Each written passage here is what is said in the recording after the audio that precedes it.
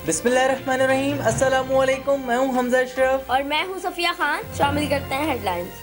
पाकिस्तान को कोरोना के मामले पर कोई इमदाद नहीं मिली, सिर्फ IMF से कर्जों की किस्तों में सहूलत दी गई। वज़ीर-ए-आज़म इमरान खान की यूट्यूब ब्लॉगर से मुलाकात में गुफ्तगू, कहा कोरोना मुल्क का बहुत बड़ा इम्तिहान है, लॉकडाउन से कमजोर तबका मुश्किल में आ गया, कोई कितना भी झूठ बोले आखिरकार अवाम सच ढूंढ लेंगे।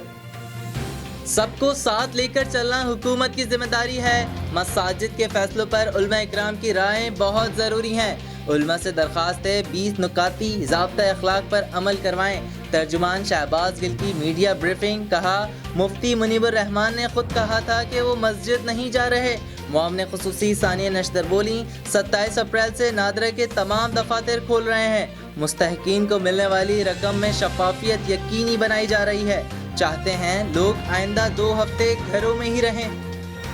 इफ्तारी के लिए जो खरीदना है शाम 5 बजे से पहले खरीद लें। साइंस सरकार ने रमजान मुबारक में 5 बजे के बाद लॉकडाउन का ऐलान कर दिया और सिंध में ताजिरों को ऑनलाइन कारोबार की इजाजत दे दी। SOPs भी जारी। वज़ीर आला सिंध की ज़ेर सदारत माह रमजान में कारोबार के SOPs व इजलास में वज़ीर आला सिंध बोले, कारोबार पीर ता जुमेरात सुबह 9 बजे से 3 बजे तक होगा। सुबह 8 बजे से शाम 5 तक ग्रोसरी की दुकानें खुली रहेंगी। शहरी में कोई होम डिलीवरी सर्विस नहीं होगी।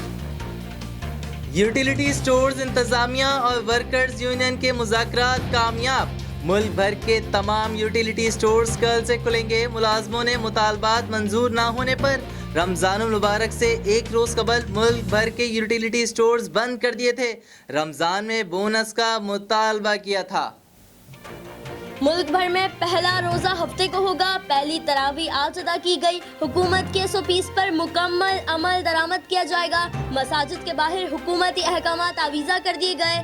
नमाजी फासला रखेंगे, वुजू घर से करके आएंगे। 50 साल से जायद और कम उम्र बच्चों को मस्जिद आने की इजाज़त नहीं होगी।